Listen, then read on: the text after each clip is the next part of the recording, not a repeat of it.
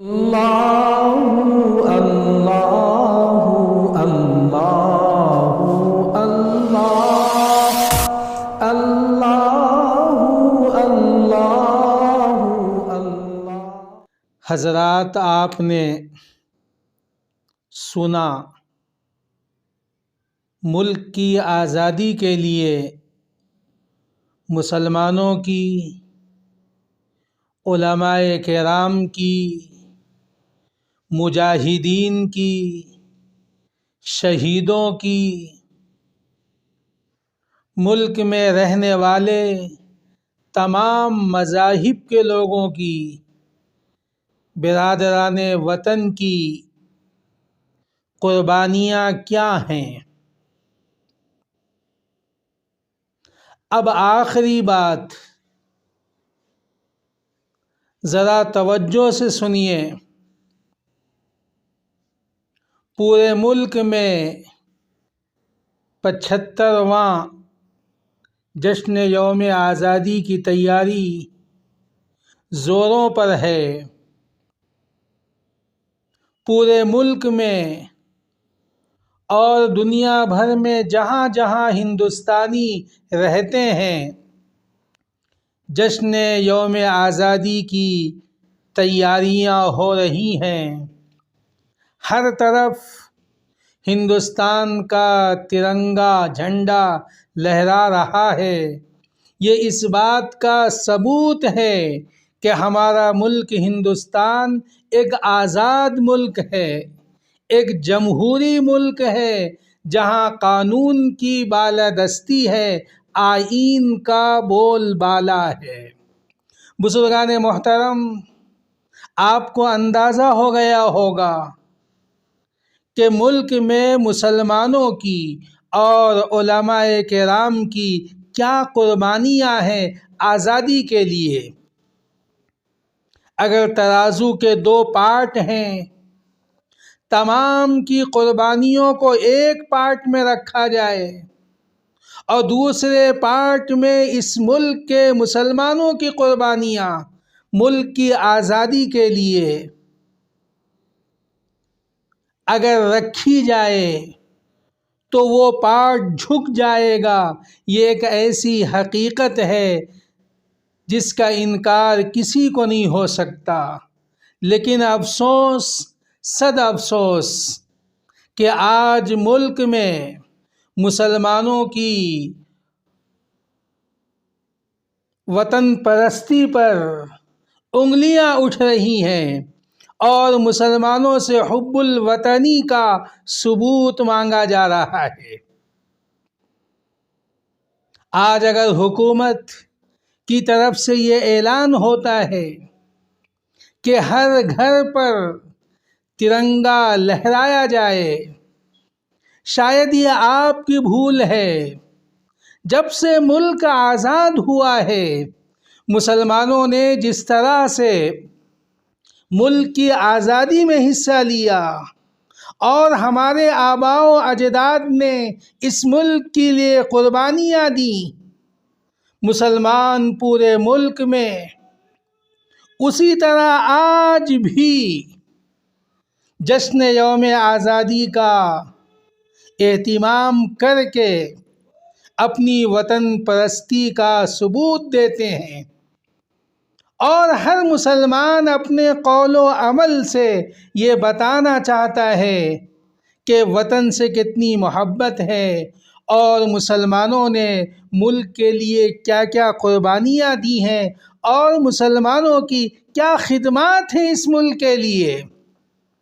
میں تو ہمیشہ کہتا ہوں کہ اس ملک کی شان اسلام سے ہے اور اس کی عظمت مسلمانوں سے ہے، اور مسلمانوں نے ہر دور میں وطن سے محبت کا الگ الگ انداز میں ایسا اظہار فرمایا ہے جس کی مثال نہیں ملتی۔ لیکن افسوس، صد افسوس کہ ملک میں کچھ ایسی فرقہ پرست طاقتیں جو ملک کے جمہوری نظام کو کمزور کرنا چاہتی ہیں اور ان کا یہ مقصد ہے کہ یہاں اسلام اور مسلمانوں کو نشانہ بنایا جائے۔ یہی تو وجہ ہے کہ کبھی حجاب کا مسئلہ، کبھی مسجدوں سے لاؤڈ اسپیکر پہ اذان کا مسئلہ، کبھی ملک کی کسی ریاست میں یکساں سول کوڈ کی بات، کبھی مساجد کو نشانہ بنایا جاتا ہے، کبھی مدارس کو نشانہ بنایا جاتا ہے، کہیں ایسی فرقہ پرستی کہ لوگوں کی زندگیوں میں بے چینی اور بے قراری اور ایسا ماحول پیدا کیا جاتا ہے کہ اس ملک کی قومی یکجہتی اور روایت کو ختم کر دیا جائے، جبکہ اس ملک کے قانون میں اور آئین میں ہر مذہب کے ماننے والوں کو یہ اجازت ہے، یہ سہولتیں ہیں، یہ آسانیاں ہیں کہ وہ اپنے اپنے مذہب پر پوری آزادی کے ساتھ، پورے اطمینان کے ساتھ، پوری آسانی کے ساتھ عمل کریں۔ یہی تو وہ چیزیں ہیں جس سے پوری دنیا میں ہندوستان کا ایک نام ہے اور ہندوستان کو جنت نشان کہا جاتا ہے۔ آج لوگوں کی بھول ہے کہ وہ اس طرح اس ملک کے تانے بانے کو اور قومی یکجہتی کو اور تمام مذاہب کا جو آپس میں مل جل کے یہاں رہنا ہے، اس اتحاد کو اور اس اتفاق کو ختم کر کر یہ لوگ کیا کرنا چاہتے ہیں اس کا انہیں خود پتہ نہیں۔ یہ ملک تمام کی قربانیوں سے آزاد ہوا اور یہ ملک آگے ترقی کرے، یہاں امن و امان کی فضا قائم رہے، تو حکومت کی ذمہ داری ہے کہ جو ملک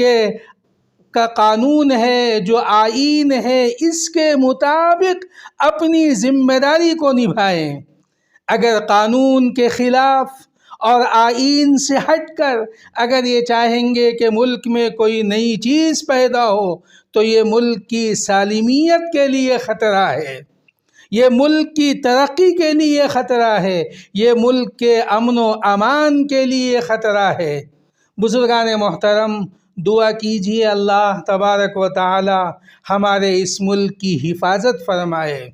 پورے ملک میں امن و امان کا فیصلہ فرمائے۔ اللہ تبارک و تعالی اس ملک کا نظام اچھے ہاتھوں میں عطا فرمائے، اور جس طرح ہم آزادی کا جشن منا رہے ہیں، اللہ تبارک و تعالی اسی کے مطابق ایسی فضا ہمارے ملک میں قائم فرما دے کہ ملک ترقی کی طرف گامزن ہو اور یہاں ہر مذہب کے لوگ اطمینان سکون کے ساتھ اپنی زندگی گزارے۔ مذہب نہیں سکھاتا آپس میں بیر رکھنا، ہندی ہے ہم، وطن ہے ہندوستاں ہمارا۔ ایک اچھا مسلمان، اس کے دل میں کسی کی نفرت نہیں ہے، اور اسی طرح کوئی اچھا ہندو ہے، اس کے دل میں کسی مسلمان کی نفرت نہیں۔ آپ سوچتے چلے جائیں، اسی طرح اور جتنے مذاہب کے لوگ ہیں اور جو بھی ہیں، ان کے دلوں میں کسی کی کوئی نفرت نہیں ہے۔ جب محبتیں عام ہوں گی اور جب محبت کا رواج ہوگا تو پھر امن و امان بھی ہوگا، خوشحالی بھی ہوگی، ترقی بھی ہوگی۔